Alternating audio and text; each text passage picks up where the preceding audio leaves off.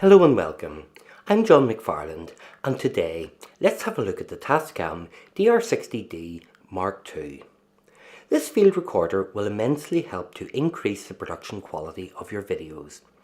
Every aspect of the DR60D is designed specifically for DSLR audio for video recording.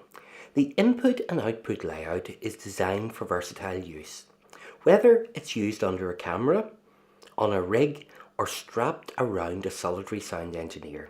Tascam's DR60D will meet all on-site audio production needs. It is probably one of the best, if not the very best field recorder in its price range. It is comparable in some ways to the Zoom H4n.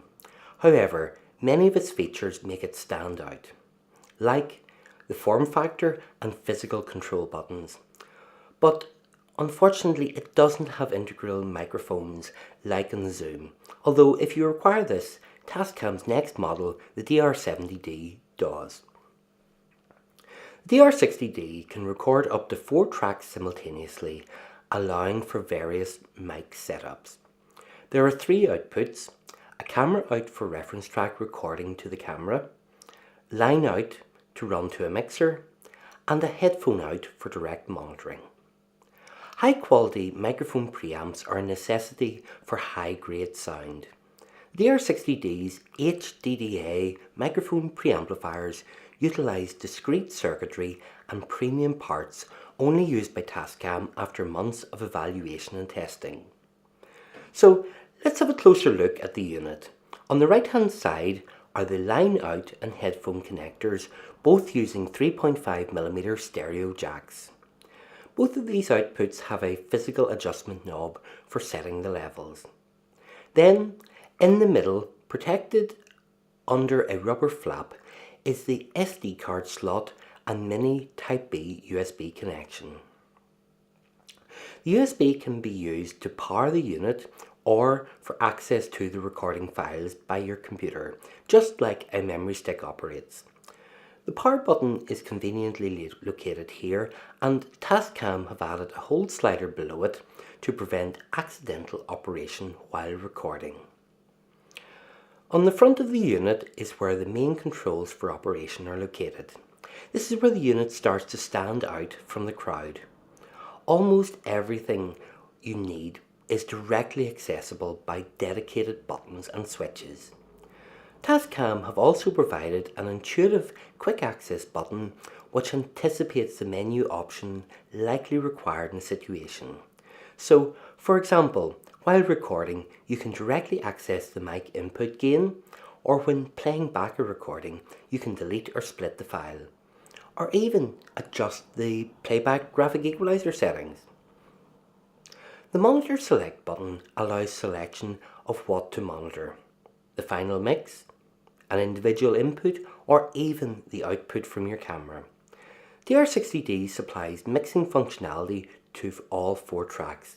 You can adjust pan, level, limiters, high pass filter and delay easily from the mixer button, allowing the configuration of each channel.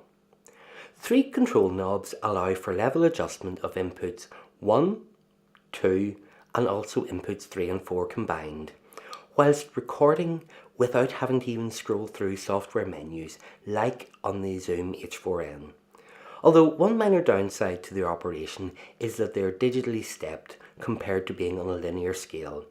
This potentially could cause problems in a recording situation with music or continuous tones, as noticeable steps or jumps may be heard. Although in reality, it is not designed with this type of recording in mind, and has the capability to record directly from a mixing desk output if required. A good example of this would be at a wedding and taking the feed from the DJ or venue PA system being used for the speeches. The DR60D can be tailored further to your recording needs with its various record modes. Mono or dual mono mode. These modes are ideal for single source shooting. Then stereo or dual stereo mode. These modes are ideal for shooting with a stereo or mid-side microphone. And finally, 4-channel mode. This mode is ideal for all-round movie shooting. For example, You can record two sources separately, plus one stereo microphone, all simultaneously. Dual mono and dual stereo mode automatically provide a backup safety track in case the initial levels were set too high and clips or peaks were encountered. The safety track can be set to record from -6 dB to -12 dB lower than the initial take. This means if your talent suddenly raises their voice, you will have a safety recording at a lower level, which should prevent lost time on set, having to re-record a scene, or worse still, at a live event, ending up with non-usable audio recording. So let's move on to the left side.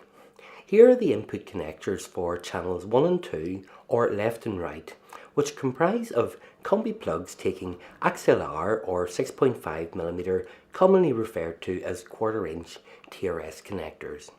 They can be set for line, mic, or mic plus phantom power.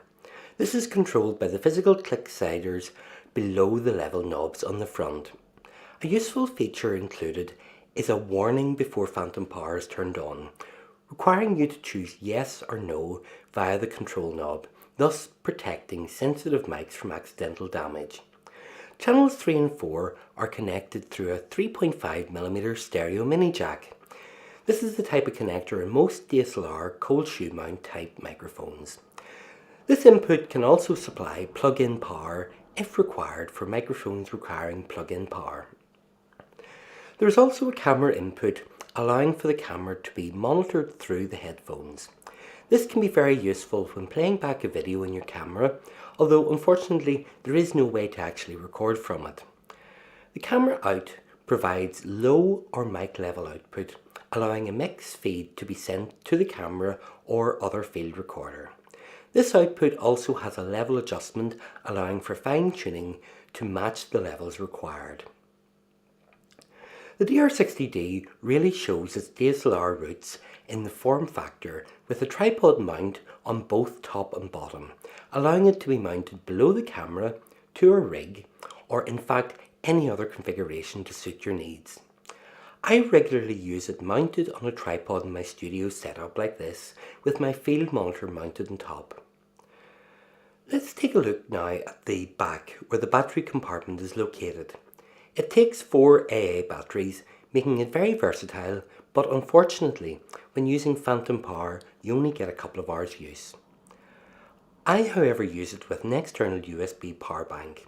This is an excellent option because if the power bank runs out of power, it seamlessly switches back to AA batteries. I found this redundant power feature fantastic and allowing for potentially almost unlimited recording on set. The only real limitation will be the storage space available on the SD card, which can be up to 32GB in size. However, with only one card slot, there is no failover or dual recording available to multiple SD cards. When using with my USB power bank, I can get a full day's recording from one charge. Also, a notable point is the DR60D cannot be used as an audio interface for connection to a computer. Although I personally don't really use them, there are several other features which might be of interest to you. There's a pre-record function allowing a couple of seconds audio capture before the record button is pressed. Also, a function allowing auto record determined by high and low sound levels set by you. The slate feature can also be automatically added to the recording to help with post-production audio syncing. Although in most cases now, this is probably not actually required, as software like Final Cut Pro 10 can automatically sync the audio for you. This video has been entirely recorded using the Tascam DR60D-MKii and a Rode NTG2 Shotgun microphone. I hope it has been useful for you, and if you have any questions or suggestions, please feel free to put them in the comments below. All of my equipment used is also listed below, and I have not been sponsored to create this video. If you are thinking of purchasing, by using the affiliate links below to Amazon, it will help me to continue this channel. I am John McFarland, and thanks for watching. Until the next time, bye for now.